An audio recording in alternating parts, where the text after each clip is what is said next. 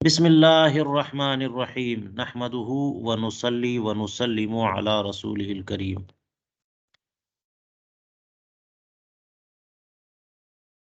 آج یہاں سے سبق ہے فَإِن قُلْتَ۔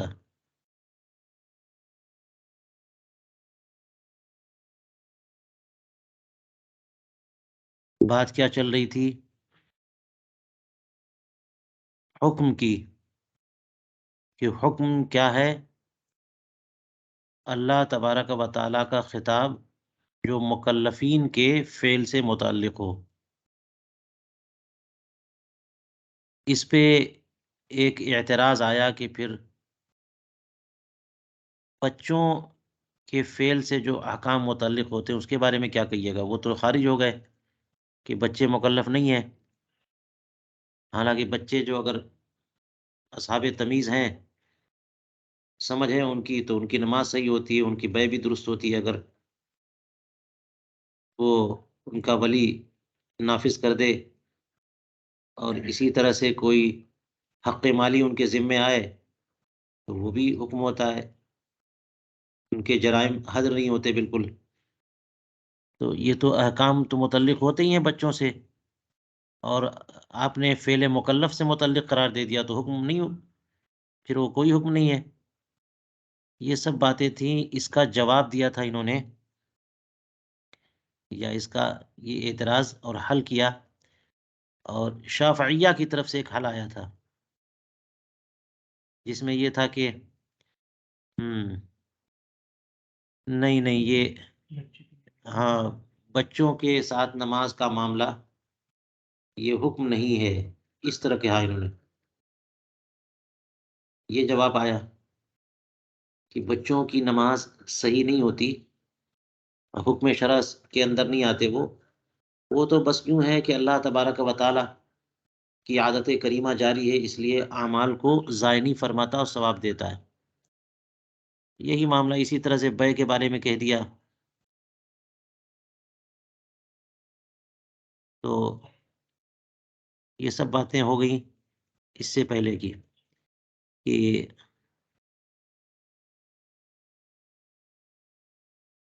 کہ بچوں کے احکام، بچوں کے افعال کے تعلق سے بھی خطاب تو وارد ہوا ہے رسول کریم علیہ السلام کا، تقریر سے بھی ثابت ہے۔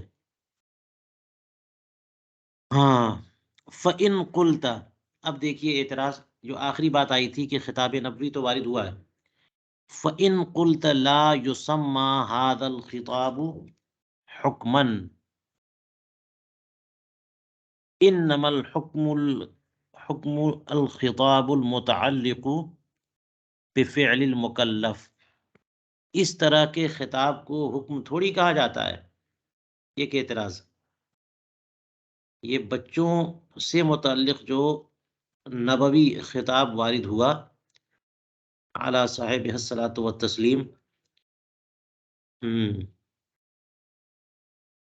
اس خطاب کو حکم نہیں کہا جاتا۔ خطاب، حکم تو وہ خطاب ہے جو مکلف کے فعل سے متعلق ہے، جیسا کہ تعریف گزری، اور بچے مکلف ہیں نہیں۔ تو اگر یہ آپ اعتراض کریں گے تو جواب میں ہم کہیں گے ھذا تحکم ظاہر لا یلتفت الیہ ففہم، یہ زبردستی کا حکم چلانا ہے۔ حضور کریم علیہ الصلوۃ والسلام خطاب فرما رہے ہیں اور آپ کہہ رہے ہیں کہ وہ حکم نہیں ہے، تو خطاب سرکار نے حکم دیا، وہ حکم نہیں ہے۔ چلیے، اب بات ایک اور تھی کہ حقوق مالیہ جو ہے بچوں پر، یہ شافعیہ کی طرف سے جواب آیا تھا نا کہ حقوق مالیہ بچوں پر نہیں ہے، وہ ولی پر ہے۔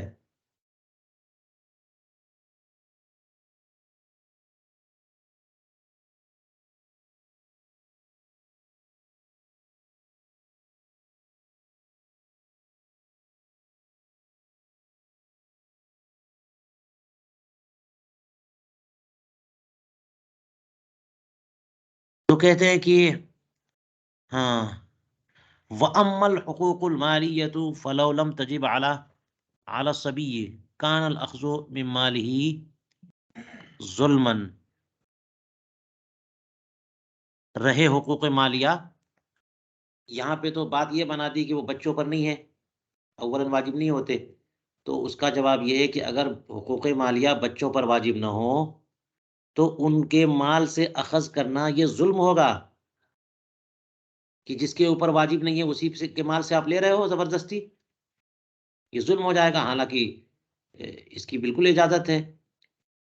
جی، تو یہ تو جو زمان اور تاوان کی بات ہوتی ہے اس میں. لیکن یوں بھی کہہ لیجئے کہ کوئی مال بچے کو چاہیے اور ولی نے خریدا بچے کی طرف سے، تو ولی بچے ہی کے پیسے سے ادا کرے گا.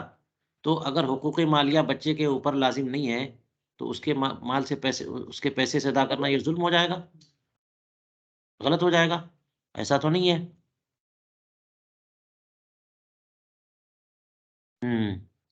فَإِذَنْ الْحُقُوقُ الْمَالِيَّةُ كَزَمَانِ الْمُتْلَفَاتِ يَجِبُ فِي مَالِ أَوَّلًا. لہٰذا حقوق مالیہ اولاً بچے کے ہی مال میں واجب ہوتے ہیں.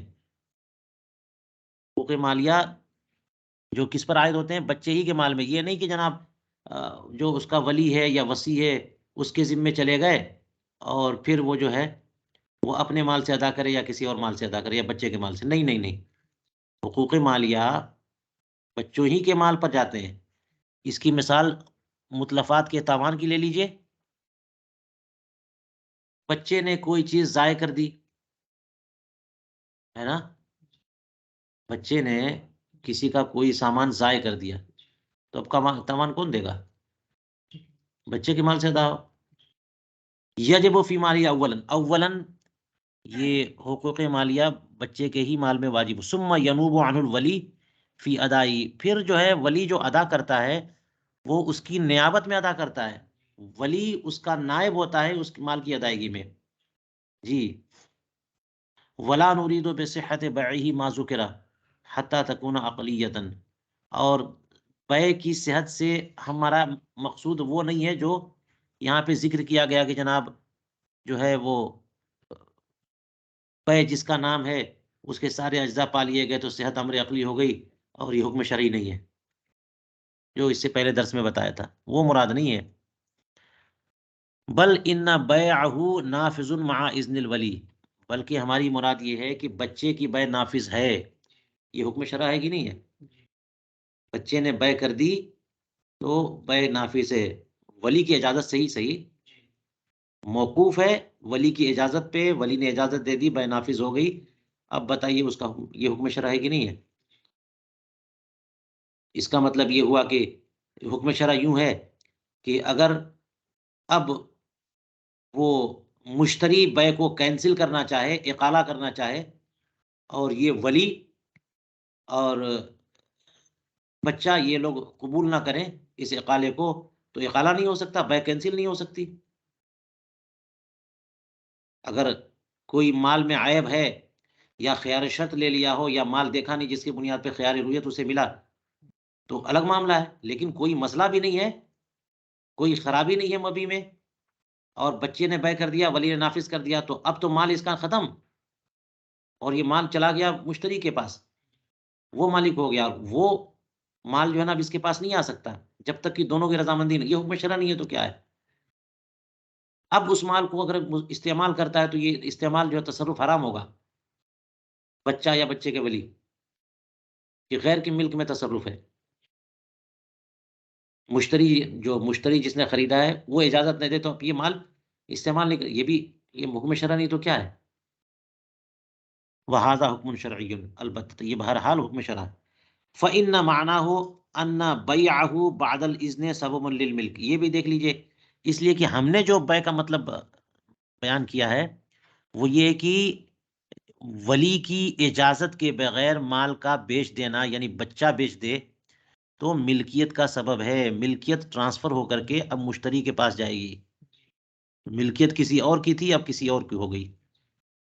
یہ ایسے ہی ہے جیسے مکلف کی بیع. کوئی بالغ بندہ مکلف اگر وہ بیع کرے گا تو اب بیع کے بعد ایجاب و قبول دونوں ہو گئے تو مال اب اس کا نہیں ہے، بائع کا نہیں ہے، مشتری کا ہو گیا. یہ ولا يتحقق هذا الا بعد اعتبار الشارع ذلك، یہ بات نہیں پائی جائے گی ہاں مگر اس کے بعد ہی کہ شارع اس کا اعتبار کرے کہ ہاں بے اس کی صحیح ہو گئی۔ چلیے یہ بات ہو گئی پوری۔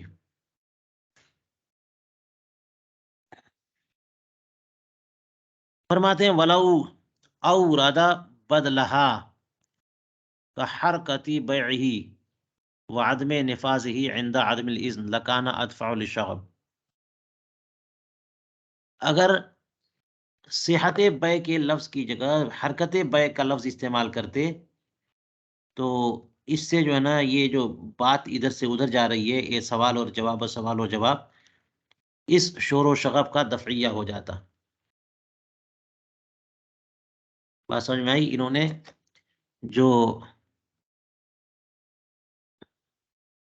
یہاں پر کیا کہا کہ ہاں حرکت بے، تو حرکت بے ہی، یہ سوال کہاں سے کیا تھا؟ یہ تیسری بحث الحد منقوض بافعال باحکام افعال الصبی من مندوبیت صلاتی وصحت بیعہ۔ دیکھیے یہ جو بحث ہے کہ بچے کی بے صحیح ہوتی ہے، یہ کیسے صحیح ہو سکتی ہے حالانکہ وہ تو مکلف نہیں ہے، اور آپ نے حکم کو خاص کر دیا مکلف کے فعل کے ساتھ۔ تو وہ صحت بیعہ پر، یہ صحت بیع بچے کی بے کی صحت کے ذریعے ایراد ہوا۔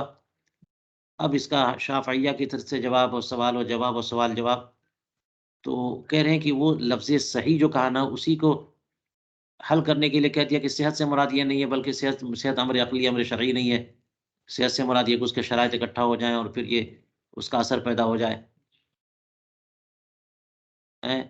تو اس کا جواب کہ صحت سے مراد یہ کہ سبب بے سبب ملک ہے اور نافذ ہوتی ہے بے۔ تو لفظ صحت کے بجائے اگر یہ کیا کہتے، حرکت، بچہ جو ہے نا جو بے کر رہا ہے وہ بے صحیح ہے کہ نہیں ہے، اس کے بجائے وہ حرکت بیعی ہی کہتے تو اور آسان ہو جاتی بات، ارادات نہیں ہوتے۔ کیونکہ اس سے مراد یہ ہے کہ ایک چھوٹا سا بچہ 5 سال کا ہے، بالغ نہیں ہے، 6 سال کا ہے بچہ، بالغ نہیں ہے، لیکن اسے سمجھ ہے کہ سامان جو ہے نا وہ کچھ مجھے اور چاہیے، تو اس نے کیا کیا کہ اپنا قلم لیا، اپنا کوئی سامان لیا اور اٹھا کر کے کسی مشتری کو بیچنے کے لیے کہا کہ لو یہ چیز میں تمہیں اتنے میں بیچتا ہوں۔ تو وہ جو زبان ہلا رہا ہے، ایجاب کر رہا ہے، اور ہاتھ سے وہ سامان دے رہا ہے، یہ حرکت بائے ہوا نا، بچے کی حرکت، بے کی حرکت، یہ کہتے تو پھر صحت کا لفظ نہیں آتا، تو پھر یہ ایراد جواب یہ سب نہیں ہوتا۔ تو وہی کہہ رہے ہیں ولو اوردہ بدلہا کا حرکت بعیہ وعدم نفاذہ عند عدم الاذن، کہ بچہ بے کی حرکت کرتا، یعنی بے کی تنجیز کے لیے جو کچھ موومنٹ کرنی ہوتی ہے، سامان دینا، زبان ہلانا، یہ سب کرتا، اور مالک نہیں، ولی اس کے اس حرکت کو نافذ نہ کرتا، اجازت نہ دیتا، تو پھر بے نافذ بھی نہیں ہوتی۔ یہ والی بات کہتے ہیں لکان اطفال الشغب۔ چلیے بات ختم ہو گئی۔ فَإِذَنْ الْحَقُّ مَا قَالَ صدر الشریعہ رحمہ اللہ الصواب خطاب اللہ المتعلق بفعل العبد۔ ان تمام بحثوں کے بعد بالکل نتیجے کے طور پر آخری بات کہہ رہے ہیں، اور یہ ما قال صدر الشریعہ سے مراد جو ہے آپ ملا سکتے ہیں، بظاہر یہی ہے کہ تنقیح الاصول میں صدر الشریعہ رحمہ اللہ نے جو اصول کی ان کی مائع ناز کتاب ہے، جس کے شارح وہ خود ہیں، توضیح کے نام سے لکھا، تو اس میں انہوں نے یہ بات کہی ہوگی کہ حکم کیا ہے، خطاب اللہ المتعلق بفعل العبد، ارے سیدھے سیدھے عبد کا لفظ استعمال کرو، سب مسئلہ ہی حل ہو جائے گا، ہے نا۔ انہوں نے کیا استعمال کیا، مکلف، تو پھر بچے کا اس کا مسئلہ ہوا، لفظ مکلف ہٹائیے، عبد کا لفظ کی تو بچہ بھی عبد ہوا کہ نہیں ہوا۔ تو حکم کیا چیز ہے، خطاب اللہ المتعلق بفعل العبد۔ چلیے تیسری بحث مکمل ہوئی۔ البحث الرابع، چوتھی بحث، جی چوتھی بحث کیا ہے، فرماتے ہیں کہ انہو یخرج ما ثبت بالاصول الثلاثۃ غیر الکتاب۔ ہاں چوتھی بات یہ ہے کہ آپ نے جو تعریف کی ہے حکم کی، وہ کیا ہے؟ اللہ تبارک و تعالیٰ کا خطاب جو بندوں کے فعل سے یا مکلف کے فعل سے متعلق ہو، وہی حکم ہے۔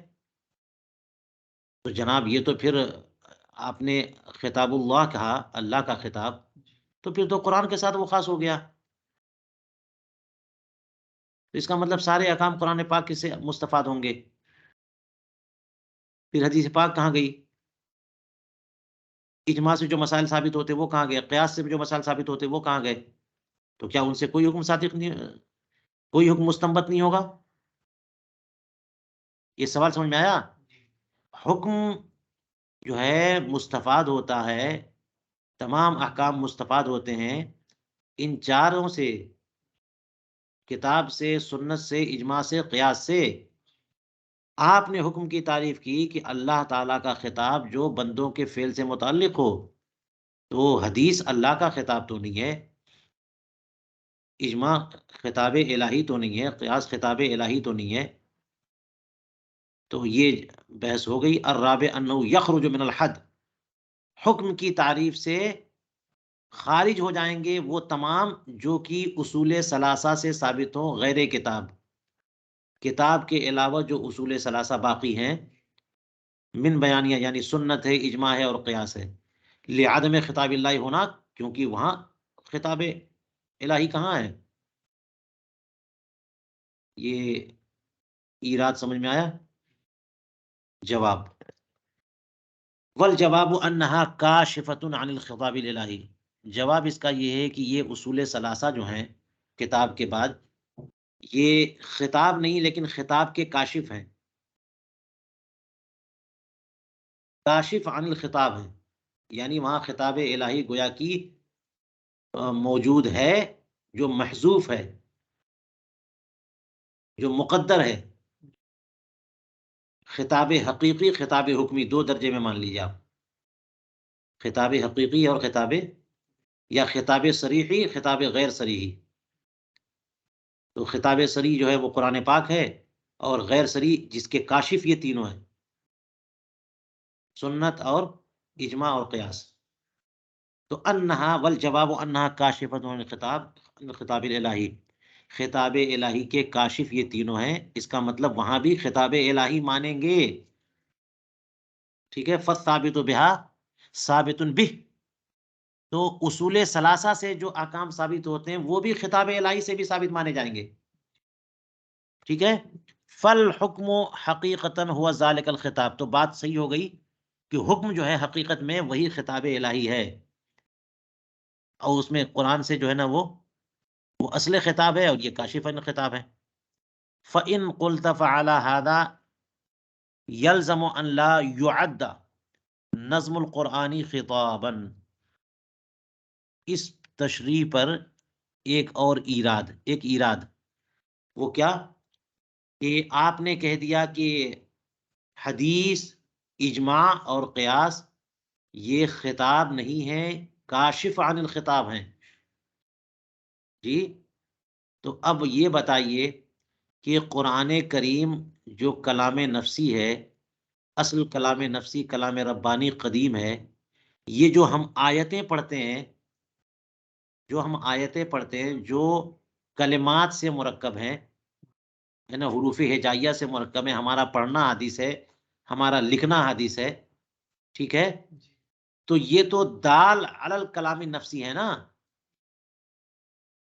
یہ بھی تو خطاب پر دال ہیں، پھر ان کو بھی خطاب سے باہر کریے آپ، ان کو بھی کیا کریں؟ یہ بھی خطاب نہیں ہے، کیونکہ خطاب تو وہ کہا کہ اللہ تبارک و تعالیٰ کا خطاب جو ازلی ہے، جو بندوں سے متعلق ہے، تو وہ تو کلام نفسی ہے، اور یہ جو کلمات سے مرکب ہمارا ہم پڑھتے ہیں، یہ اس خطاب نفسی، کلام قدیم پر دال ہے، دلالت کرنے والے۔ ہم جو نقوش لکھتے ہیں، سورہ فاتحہ آپ نے اپنے قلم سے لکھ دیا، یہ نقوش، یہ دال علی الخطاب ہے، ٹھیک ہے؟ یہ ایراد فَإِن قُلْتَ فَعَلَى هَذَا يَلْزَمُ أَنْ لَا يُعَدَّ نظم القرآن، تو نظم قرآن کو بھی خطاب نہیں ماننا چاہیے، لِأَنَّهُ كَاشِفٌ أَيْضًا عَنِ النَّفْسِ، کیونکہ نظم قرآنی بھی کلام نفسی کا کاشف ہے. یہ بات سمجھ میں آ گئی؟ قال، اس کے جواب میں فرماتے وَأَمَّا عَدْمُ عَدِّ نظم القرآن مِنْهُ مع أنه كاشف عن النفس فلأن الدال كأنه المدلول فلا يسمى كاشفا تأدبا. اس کا مطلب یوں سمجھیے کہ کاشف اور دال یہ دو الگ الگ لیول ہے، الگ الگ معیار ہے اس کا. کاشف اور دلالت کرنے والا، کشف کرنے والا کسی کو کھولنے والا اور کسی پر دلالت کرنے والا. تو کاشف بالکل مغائر ہو جاتا ہے، یہ بالکل نمائندہ ہوتا ہے، کوئی کسی کی بات کو بتا دے، ٹرانسفر کر دے، یہ کسی کی تعبیر کر دے. ٹھیک ہے نا، وہاں ہے لیکن بتانے والا کوئی اور ہے. اور دال جو ہے، دال اور مدلول کا تعلق جو ہے وہ بڑا قریبی ہوتا ہے. یہ اس کو کہتے ہیں چولی دامن کا ساتھ ہے. دال بغیر مدلول کے نہیں، مدلول بغیر دال کے واضح نہیں ہوتا. ٹھیک ہے، جیسے میں ابھی جو جملے بول رہا ہوں یہ دال ہے ان معانی پر جو آپ معانی ذہن میں سمجھ رہے ہیں، کیونکہ الفاظ تو آپ کان سے سن رہے ہیں، اس کا مفہوم ذہن میں جا رہا ہے نا. تو ہمارے کلمات یہ دال ہیں اور جو معنی آپ سمجھ رہے ہیں وہ مدلول ہے. تو دال مدلول کا تعلق بہت زبردست ہوتا ہے، شدت اتصال ہے وہاں پہ. تو یہ فرق سمجھیے کہ قرآن کریم کے جو نقوش آیات کے وہ دال ہیں اور کلام نفسی مدلول ہے. ٹھیک ہے، تو اس لیے اس کلام پر بھی خطاب کا اطلاق ہوگا،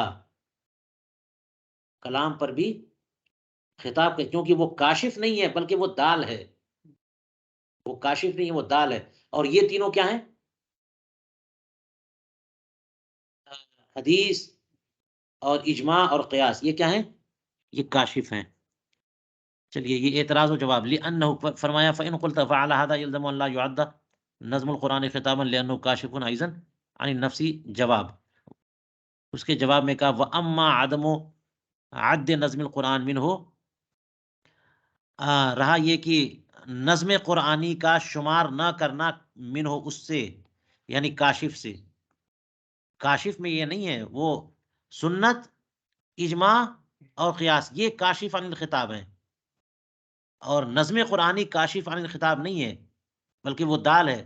مع انہ کاشف عن النفس، حالانکہ یہ بھی کلام نفسی کو بتاتا تو ہے مگر پھر بھی اس کو شمار نہ کرنا کاشف سے. بلکہ کیوں؟ فلی ان الدال کا ان المدلول، اس لیے کہ دال اور مدلول کا معاملہ ہے. یہاں پہ دال گویا کہ مدلول کے درجے میں ہے، دال بالکل مدلول کے درجے میں. اس لیے آپ بولتے ہیں کہ جیسے میرے جو الفاظ ہیں اس سے جو معانی سمجھ میں آ رہے ہیں، آپ کہتے ہیں کہ آپ نے یہ کہا، الفاظ بدل کر کے آپ کہہ دیتے ہو آپ نے یہ کہا، تو میرے الفاظ سے میرے معانی کو آپ سمجھ رہے ہیں، ان الفاظ کے جو معانی ہیں، اور دونوں کو ایک کہہ رہے ہیں. تبھی تو کہا کہ جملہ بدل کے آپ نے کہا، اور کہا کہ آپ نے کہا، میں نے وہ الفاظ تو نہیں کہے تھے. میرے الفاظ کو بدل کر کے مترادف الفاظ سے آپ بات کریں تو وہ بھی میری طرف منسوب کریں گے، حالانکہ میں نے وہ الفاظ نہیں کہے. اس کا مطلب یہ ہو کہ دال اور مدلول ایک درجے میں. فَلِأَنَّ الدَّالَ كَأَنَّهُ الْمَدْلُولُ فَلَا يُسَمَّى كَاشِفًا، تو اسے کاشف نہیں کہیں گے تأدباً. یہ قرآن کریم کا نظم ہے، کاشف کہہ کر کے الگ کر دینا کہ وہ کاشف ہے، الگ ہے، بالکل مغائر ہے، وہ اس کو کھولنے والا ہے. چلیے بات ہوگی. فَإِن قُلْتَ فَمَا بَالُ الْحَنَفِيَّةِ لَا يَنْسِبُونَ الْكَشْفَ لَا يَنْسِبُونَ الْكَشْفَ إِلَّا إِلَى الْقِيَاسِ. تو ایک اعتراض کی پھر حنفیہ کاشف صرف قیاس کو بولتے ہیں، اور آپ نے یہاں پر کاشف کس کو کہہ دیا؟ سنت و اجماع دونوں کو کہہ دیا اور قیاس کو بھی کہہ دیا. حنفیہ کس کو کہتے ہیں؟ قیاس کو کاشف کہتے ہیں، مظہر کہتے ہیں نا. یہ مظہر ہے، مثبت نہیں ہے، مظہر ہے، تو کاشف ہے.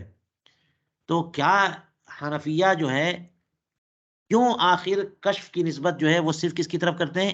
قیاس کی طرف. قال، اس کا جواب وما عن الحنفیہ،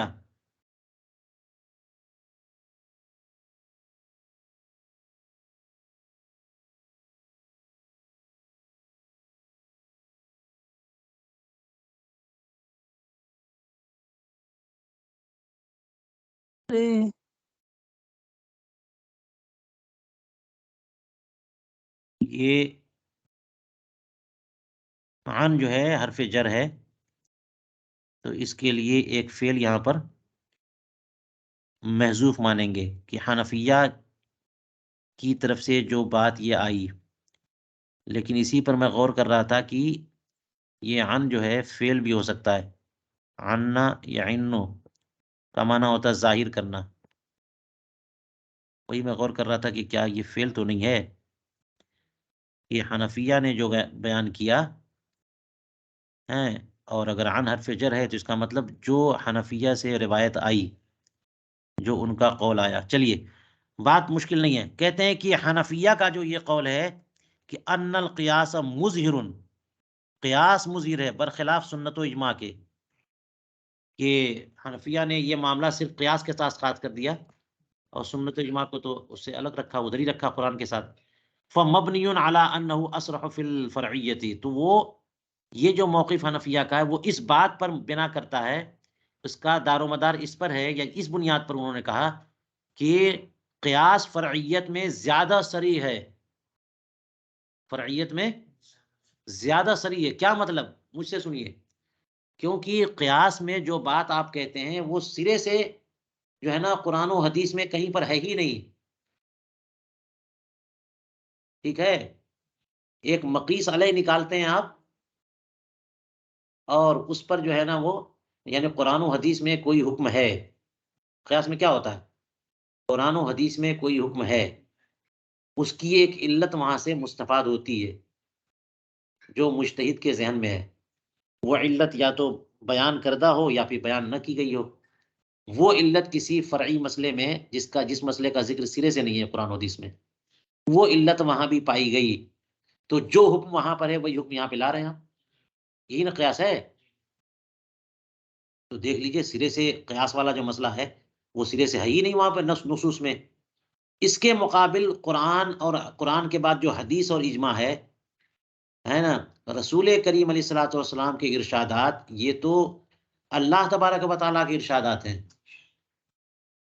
بس یوں سمجھ لیجئے کہ وہ نظم نہیں ہے، معانی کے طور پر، کہ اللہ تعالیٰ نے فرمایا وما ينطق عن الهوى ان هو الا وحی یوحی.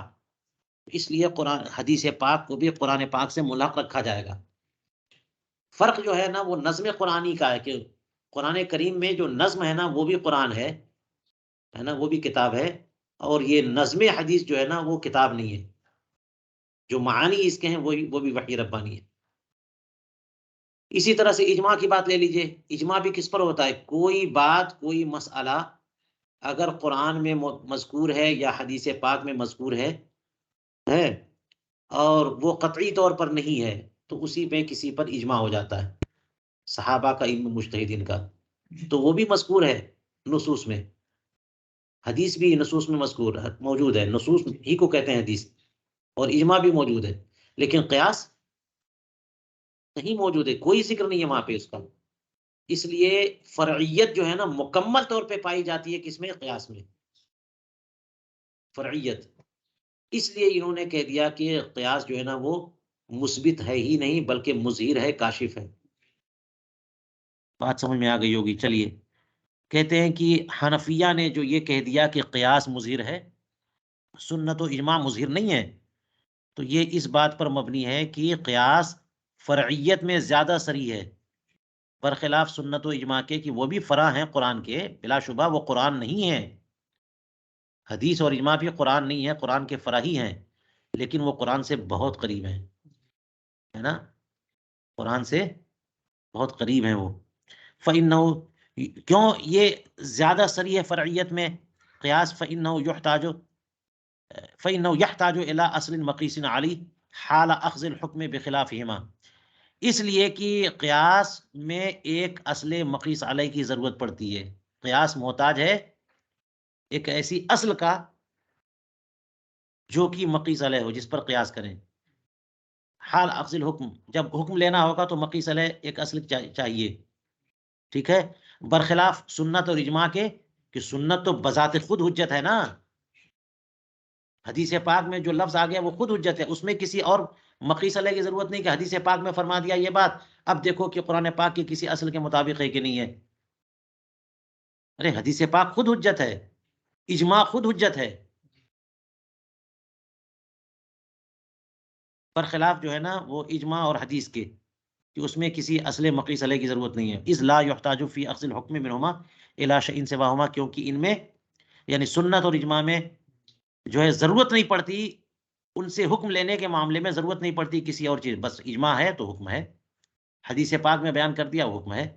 فَنَسَبُوا اثبات الحکم الیہما وکشف الحکم الیہ، تو حنفیہ نے جو قیاس کو مظہر کہا اور حدیث اور اجماع کو مثبت کہا، اس کی وجہ یہی ہے، لہذا حنفیہ نے اثبات حکم کی نسبت حدیث اور اجماع کی طرف کر دی، اور قیاس کے معاملے میں اثبات حکم کی نسبت قیاس کی طرف نہیں کی، کشف حکم کی نسبت کری۔ گویا کہ یہ کہا کہ وہ حکم جو ہے نا قیاس میں جو ثابت ہو رہا ہے وہ بھی قرآن و حدیث سے ہی ثابت ہو رہا ہے، لیکن کاش کھولا بیان کس نے کیا ہے؟ قیاس نے بیان کیا ہے۔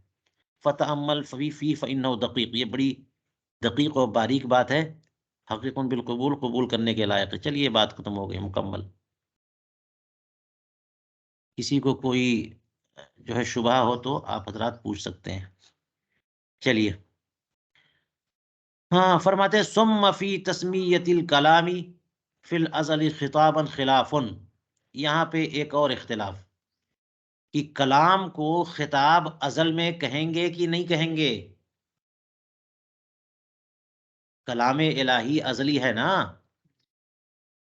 کلام الہی ازلی ہے، اور کلام الہی ہی خطاب ہے، اور خطاب ہی حکم ہے، یہی تو بات چل رہی ہے۔ خطاب ربانی ہی حکم ہے، تو کیا جو کلام کلام ازلی ہے، کلام قدیم ہے، اس کو بھی خطاب کہہ سکتے ہیں؟ تو کہتے ہیں ثم فی تسمیت الکلام فی الازل خطابا، کی ازل میں وہ خطاب ہے کہ نہیں ہے؟ خطاب تو ہے کلام الہی، قرآن کریم پورا خطاب ہی خطاب ہے، لیکن ازل میں جب دنیا نہیں تھی، کوئی بھی نہیں تھا، تو کیا وہ خطاب ہے؟ اب خطاب کا مطلب یہ ہوا کہ بھائی خطاب کو، خطاب ہونے کے لیے ضروری ہے نا کہ مخاطب ہو، میں یہاں بولوں آپ لوگ سنیں تو یہ خطاب ہے، اور وہ بات میرے دل ہی میں رہ جائے تو وہ خطاب کہاں ہے؟ کوئی سننے والا نہیں ہو، کوئی مخاطب نہ ہو، تو پھر خطاب کیسے؟ کہ خطاب کے لیے مخاطب اور مخاطب چاہیے، بولنے والا اور سننے والا، اور بیچ میں جو جملہ چل رہا ہے وہ، بس سمجھ میں آئی؟ یہ تین چیز ہو تب نہ خطاب ہو۔ تو ازل میں تو اللہ تبارک و تعالیٰ موجود ہے، اس کا کلام موجود ہے، مخاطب کوئی نہیں ہے، اور جب کوئی مخاطب نہیں ہے تو خطاب، کلام الہی خطاب ہے کہ نہیں ہے ازل میں؟ کلام الہی خطاب ہے ابھی، لیکن کلام الہی ازل میں خطاب ہے کہ نہیں ہے؟ یہ سوال سمجھ میں آیا ہے نا؟ مضبوط سوال۔ تو کہتے ہیں کہ ازل میں کیا کلام الہی کو خطاب کا نام دیں گے؟ اس معاملے میں خلاف ہے، علماء کا اختلاف، فبعضهم جعلوه خطابا والآخرون لا،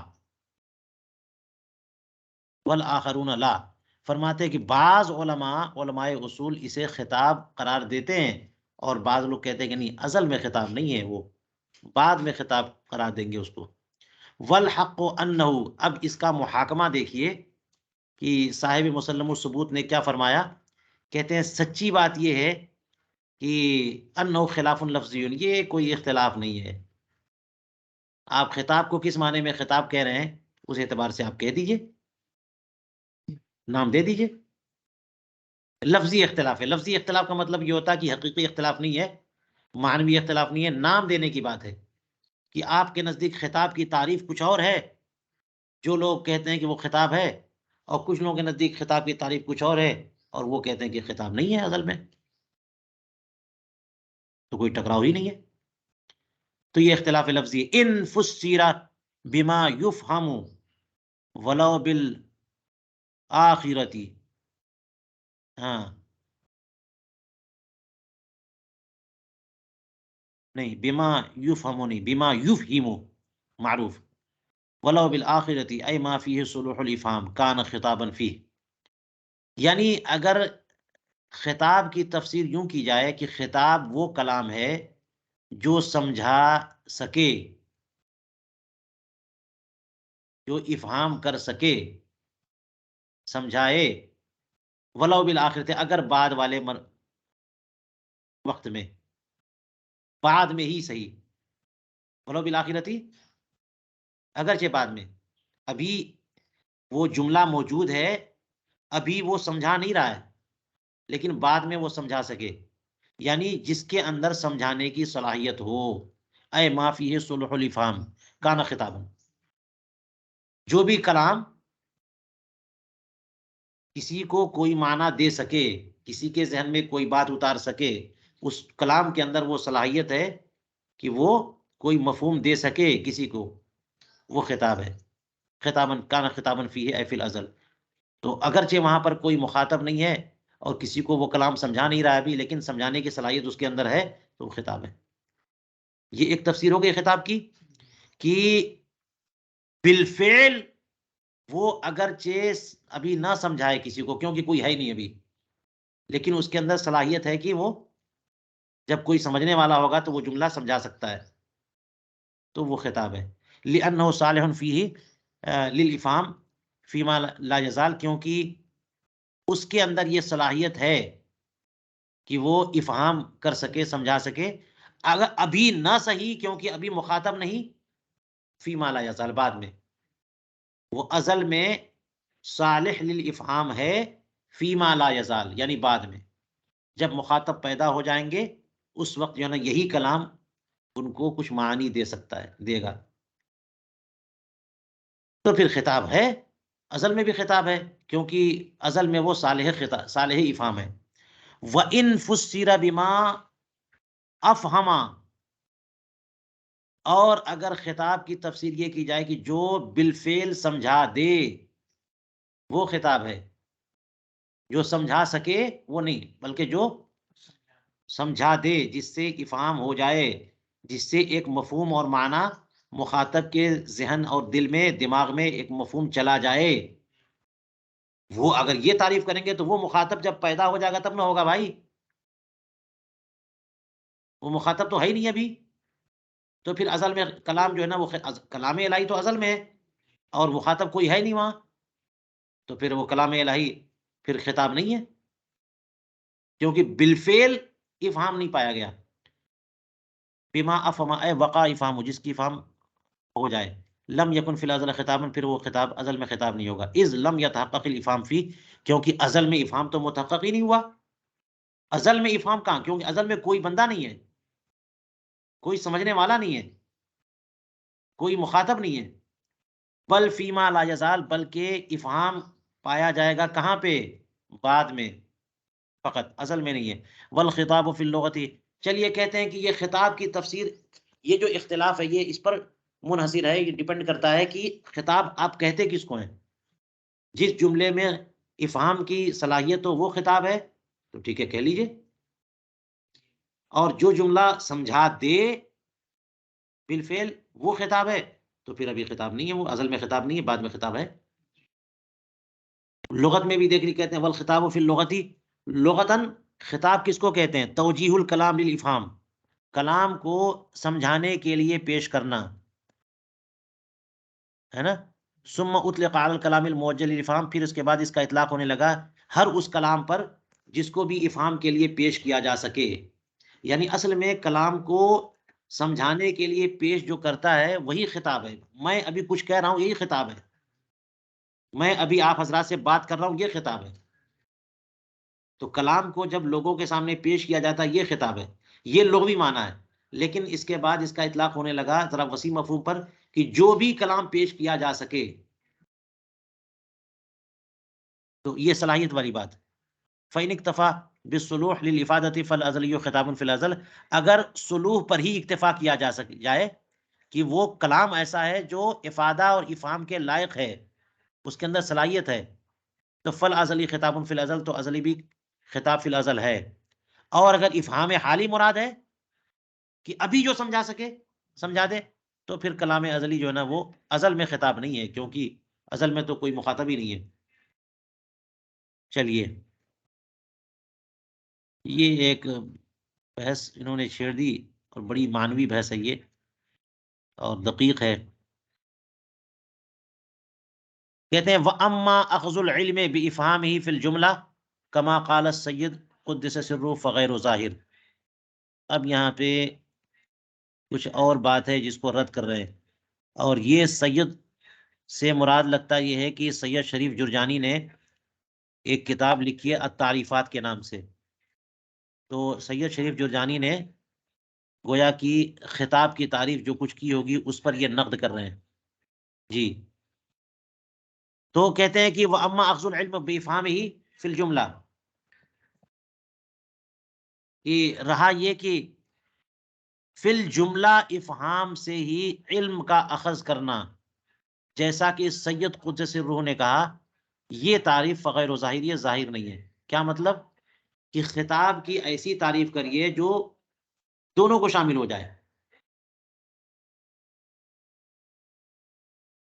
شاید سید شریف جرجانی نے یہ تعریف کی ہو، دیکھنا پڑے گا کہ خطاب کی تعریف ہے کہ اخذ علم، کیونکہ اگر خطاب کو ازل میں خطاب مانیں گے تو ازل میں تو کوئی مخاطب نہیں ہے، کوئی اس سے علم لے نہیں پائے گا، ہے نا. تو کوئی ایسی عام تعریف کیجئے کہ اس سے اخذ علم ہو سکے. تو کہتے ہیں وَأَمَّا أَخْذُ الْعِلْمِ بِإِفْهَامِهِ فِي الْجُمْلَةِ، کہ خطاب یا کلام فی الجملہ افہام کر سکے. فی الجملہ، فی الجملہ کا مطلب کیا ہے؟ ازل میں یا لا یزال، اور ازل میں تو ہو نہیں سکتا. یعنی فی الجملہ کا مطلب یہ کہ صالح للافہام ہو یا بالفعل افہام کر سکے، وہ دونوں میں سے کوئی لے لیجئے. تو کہتے ہیں کہ یہ جو ہے نا یہ ان کی بات ظاہر نہیں ہے. ولا یفہم من لفظ الخطاب، یہ تعریف لفظ خطاب سے سمجھ میں آتی نہیں ہے. لفظ خطاب سے یہ تعریف سمجھ میں نہیں ہے. لفظ خطاب سے یہ تعریف سمجھ میں آتی ہے توجیہ الکلام للافہام. وما قال فی الحاشیہ، دیکھیے پھر کہا انہوں نے کہ جو کچھ حاشیے میں کہا، ان المعتبر فی کون الکلام خطابا احد الامرین، کہ کلام کے خطاب ہونے میں دو میں سے کسی ایک معاملے کا اعتبار ہے.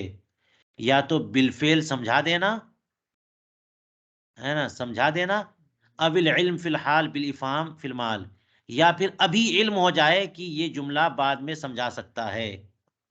یہ بھی خطاب ہے. یا تو وہ جملہ ابھی سمجھا دے، وہ خطاب ہے، اور یا پھر یہ کہ ابھی سمجھا نہ سکے لیکن بعد میں جب اس کا مخاطب پیدا ہوگا اس وقت یہ جملہ سمجھا دے گا، لیکن اس بات کا علم ابھی ہو جائے.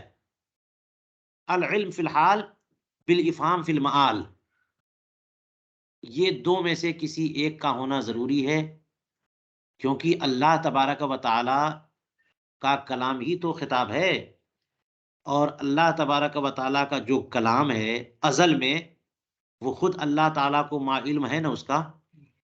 کیونکہ علم اور کلام یہ دو الگ الگ صفتیں. بعض لوگوں نے کہا کہ کلام الہی علم الہی ہی ہے، تو اس کو رد کر چکے ہیں ہمارے علماء اہل سنت. علم الہی ایک الگ صفت ہے، کلام الہی ایک الگ صفت ہے. تو کلام الہی، کلام ربانی، وہ خود اللہ کو معلوم نہ ہو، یہ تو ہو ہی نہیں سکتا. تو اللہ تبارک و تعالیٰ کو علم ہے کہ یہ معال میں یہ کلام کسی کو جب مخاطب پیدا ہوں گے تو یہ ان کو معانی بتائے گا. یہ بھی کافی ہے خطاب کو خطاب ہونے کے لیے.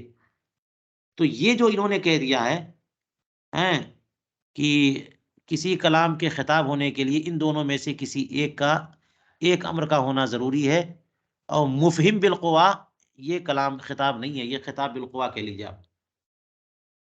مفہم بالقوا جو ابھی بتایا انہوں نے کہ صالح للافہام ہو، ابھی وہ سمجھا نہیں سک رہا لیکن اس کے اندر صلاحیت ہے، اسی کو مفہم بالقوا کہہ لیجیے، مفہم بالفعل نہیں. واما المفہم بالقوا مع عدم العلم فی الحال بکونہ مفہما فی المعال، حالانکہ جو ہے نا فی الحال کوئی علم نہیں ہے اس بات کا کہ یہ کلام معال میں یعنی آئندہ سمجھا سکے گا، افہام کر سکے گا. ایسا مفہم بالقوا فلیس الا خطابا بالقوا، یہ تو خطاب حقیقی ہے ہی نہیں. یہ کیسا خطاب ہے؟ کیسا خطاب ہے؟ خطاب بالقوا عند الفریقین، یہ تو خطاب بالقوا ہے. یہ خطاب خطاب بالفعل کی بات ہو رہی ہے.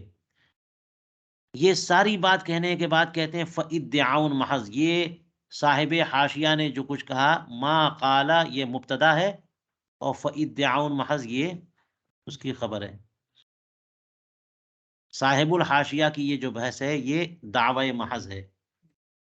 لہٰذا پوری گفتگو یہی ہے جو اوپر کہہ چکے ہیں کہ خطاب سے مراد اگر صالح خطاب ہے تو پھر ازل میں بھی کلام ربانی خطاب ہے، اور اگر صالح افہام نہیں بلکہ بالفعل افہام ہو جائے تو پھر ازل میں خطاب نہیں ہے، جب لوگ پیدا ہوں گے تو خطاب ہے، جب وہ کلام نازل ہوگا تب.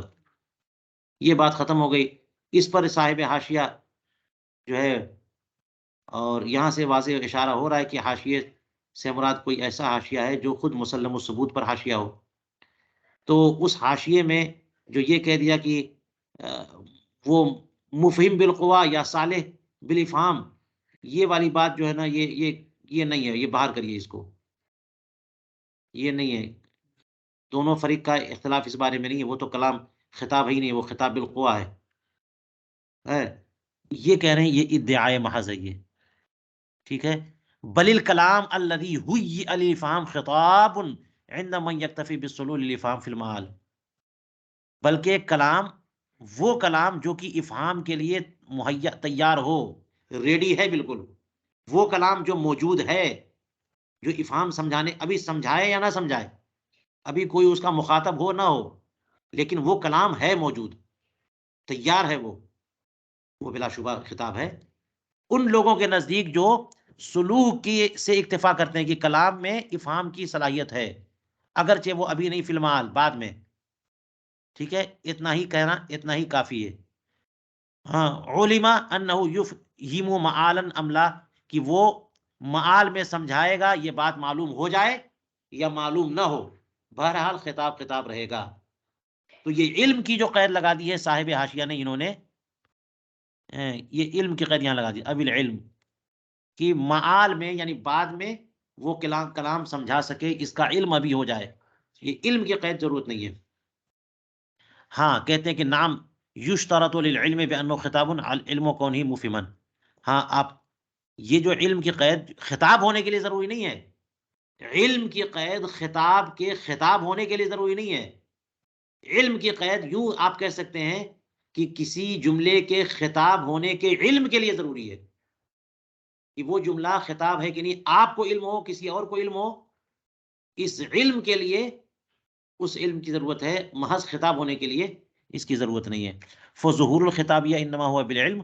خطابیت کا ظہور علم کے ذریعے ہوگا. یہاں آپ کہتے یہ بات ہم مان لیتے، لیکن آپ نے تو نفس خطابیت کو ہی متعلق کر دیا علم سے. ظہور خطابیت نہیں، خطاب ہونے ہی کو کہہ دیا نہیں. ظہور خطابیت علم پر سے متعلق ہے. نفس خطاب تو کوئی بھی جملہ جو موجود ہو، کوئی کلام ہے، تیار ہے وہ، اور توجہ ہے افہام کے لیے، جیسے ہی لوگ سمجھنے والے لوگ آئیں گے ہم سمجھا دیں گے، تو اس کو خطاب کہیں گے. ولو معالن، اگرچہ وہ بعد ہی میں صحیح. فتأمل، اس پر آپ غور کریے. جی،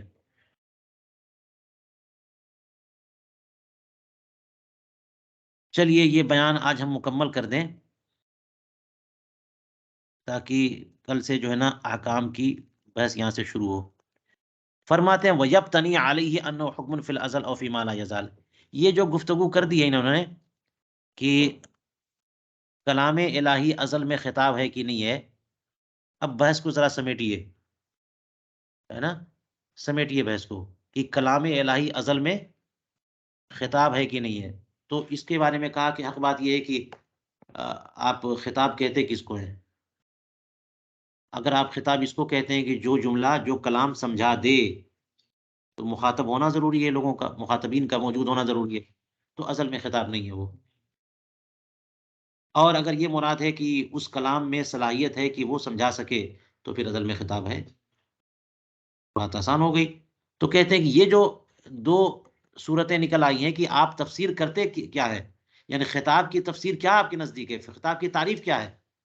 اسی پر اختلاف پر کہتے ہیں یہ بھی مبنی ہے، اس کا بھی ابتنا ہے ہاں کہ ازل میں وہ حکم ہے کہ نہیں ہے.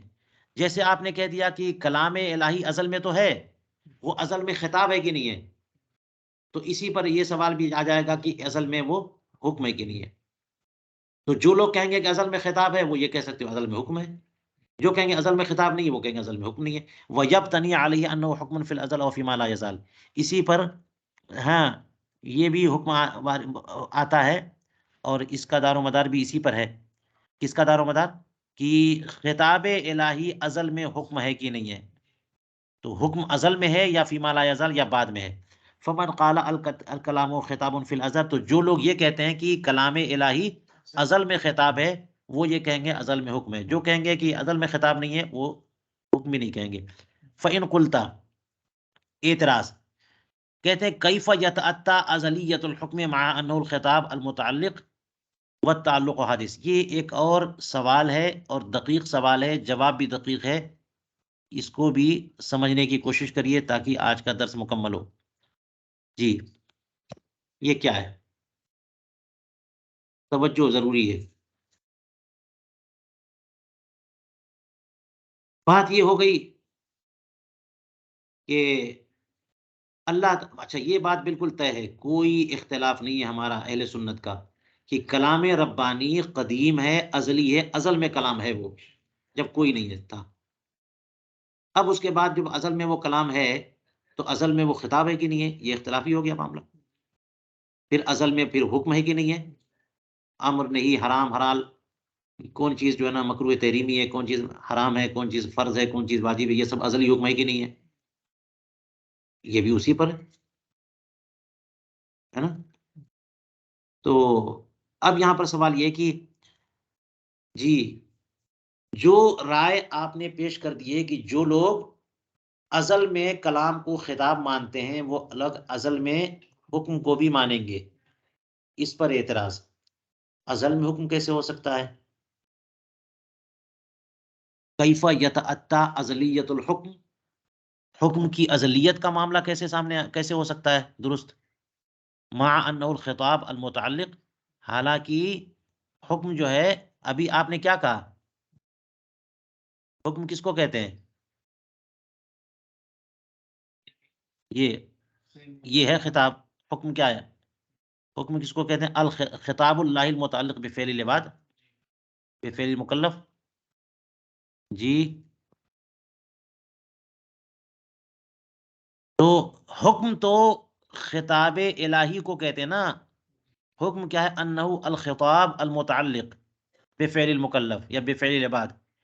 حکم تو وہ خطاب ہے جو بندوں کے فعل سے متعلق ہو، اور بندوں کے فعل سے جو متعلق ہوگا، تعلق تو بعد میں ہوگا جب بندے ہوں گے، اور وہی حکم ہے. اور وہ پھر ازل میں کہاں ہے؟ وہ بندے جب ہوں گے تب وہ تعلق ہوگا. جب بندے پیدا ہوں گے تو وہ حکم متعلق ہوگا. تو تعلق تو حادث ہے، کہتے ہیں مع ان الخطاب المتعلق والتعلق حادث. تعلق جب حادث ہے تو حکم بھی حادث ہوا، تو پھر حکم اصلی کیسے ہو گیا؟ سوال سمجھ میں آیا؟ قل تو جواب، المراد بالتعلق فی الحد وقوع فعل المکلف من متعلقاته كالمفعول ونحوه. وليس هذا التعلق حادثا بل الحادث التعلق بمعنى ان يصير المكلف مشغول الذمة بالفعل.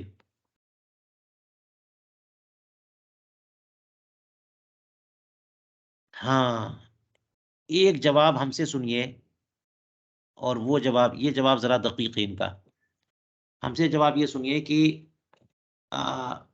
اصل میں متعلق جو ہے وہ حادث نہیں ہے، تعلق حادث ہوتا ہے. کلام الہی قدیم ہے، وہی خطاب ہے، وہی حکم ہے، اور وہی ازلی ہے، تو پھر حکم بھی ازلی ہو گیا. آپ کہہ رہے ہیں کہ بندے جب آئیں گے تو اس کا تعلق بندوں سے ہوگا، تو تعلق حادث ہوا. تو یہ تعلق حادث ہوا، متعلق حادث نہیں ہوا ہے. متعلق تو ازل میں موجود ہے، لہٰذا اس اعتبار سے ازل میں حکم کا ہونے میں، حکم کے ہونے میں کوئی قباحت، کوئی حرج نہیں ہے، تعلق حادث ہے. انہوں نے کیا جواب دیا؟ فرماتے ہیں کہ المراد بالتعلق فی الحد، جو ابھی ہم نے حکم کی تعریف کی تھی اس میں یہ کہا تھا نا خطاب اللہ المتعلق، اس متعلق یا تعلق سے کیا مراد ہے؟ کہتے ہیں کہ وقوع فعل المکلف میں متعلقات ہی، مکلف کے فعل کا یعنی اس کے متعلقات کا وقوع ہونا، جیسے مفعول اور اس جیسی چیزیں، یہ محض ہونا بالفعل، یہ کب ہوں گے؟ یہ جب ہوں گے تب ہوں گے، یہ حادث ہیں، لیکن ان کا ہونا جو ہے نا یہ ازل میں ہے، یعنی معلوم ہے اللہ تعالیٰ کو، تو یہ ازل سے طے ہے کہ کون کون چیزیں کیا کیا ہوں گی، تو وہ ازلی ہو گئی، اور وہ بالفعل جب پائے جائیں گے تو وہ حادث ہوں گے۔ تو اس اعتبار سے کہا انہوں نے کہ حد میں اور تعریف میں جو ہم نے تعلق کی بات کی ہے، اس سے مراد مکلف کے فعل کے متعلقات، وَلَيْسَ هَذَا التَّعَلُّقُ حَادِثًا، یہ تعلق حادث نہیں ہے، بلکہ تعلق کون سا حادث ہے؟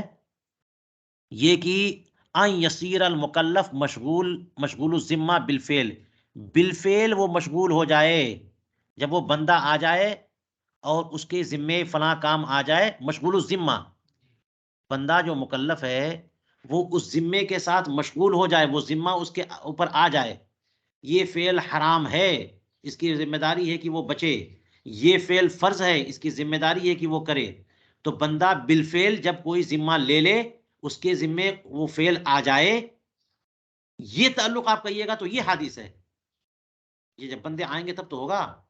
وَأَيْنَ هَذَا مِنْ ذَاكَ، اور یہ کہاں اور وہ کہاں، قضا فی التحریر۔ وَلَكَ أَن تَقُولَ بِعِبَارَةٍ أُخْرَىٰ، آپ بالفاظ دیگر یوں بھی کہہ سکتے ہو کہ المراد بالتعلق فی الحد التعلق العام من التعلیقی والتنجیزی والحادث التنجیزی، فتدبر، جو تعریف میں ہم نے تعلق کا لفظ استعمال کیا ہے وہ تعلق عام ہے، چاہے تنجیزی ہو یا تعلیقی ہو۔ تنجیزی اور تعلیقی سے کیا مراد؟ تنجیزی کا مطلب ہوتا ہے جو تعلق واقع ہو جائے بالفعل، ایک تو یہ ہے نا کہ دنیاوی طور پہ یہ سمجھ لیجیے آپ کہ پلاننگ یہ ہے کہ کل کو یہ کام کرنا ہے، زید اگر آئے گا تو اس کی عزت کرنی ہے، اس کی ضیافت کرنی ہے، تو زید ضیافت کرنے والے یہ سب تیار ہے نا پہلے سے، یہ تعلق تعلیقی ہے کہ ہم جو ضیافت کی بات کر رہے ہیں اس کا تعلق کس سے ہے؟ زید سے، زید کے آنے سے، یہ تعلق کیسا ہے؟ تعلیقی ہے کہ نہیں ہے؟ یہ زید کا احترام ہے کہ نہیں ہے؟ پہلے سے ہے، لیکن یہ تنجیزی نہیں ہے، جو کل آ جائے گا اور وہ احترام کا معاملہ اور ضیافت کا معاملہ جب ہونے لگے گا وہ تعلق تنجیزی ہوگا، تعلق تعلیقی یا تعلق تنجیزی۔ تو یہ فرق سمجھیے کہ جو تعلق احکام ربانی کلام الہی کا تعلق فعل عباد سے افعال عباد سے جو ہے وہ تنجیزی جو تعلق ہے نا وہ حادث ہے۔ تنجیزی تعلق کیا ہے؟ کہ وہ تعلق ہو جائے، ہے نا، مسلمان پیدا ہو جائیں، اللہ تعالیٰ کا حکم ہو جائے کہ تم نماز پڑھو روزہ رکھو، یہ تنجیزی تعلق یہ کیا ہے؟ جب وہ پیدا ہوں گے تب نا۔ تنجیزی تعلق کیا ہے؟ حادث ہے۔ اور تعلیقی تعلق وہ تو ازل سے ہے کہ اللہ تبارک و تعالیٰ کو علم ہے کہ ایک زمانہ آئے گا، ہے مسلمان ہوں گے پھر نماز کا حکم ہوگا، تو وہ تعلق تو ہے تعلق۔ تو حد میں جو تعلق ہے اس تعلق سے مراد کون سا تعلق ہے؟ تعلق عام جو تعلیقی اور تنجیزی دونوں کو شامل ہے، اور جو تعلق حادث ہے وہ تنجیزی، فتدبر۔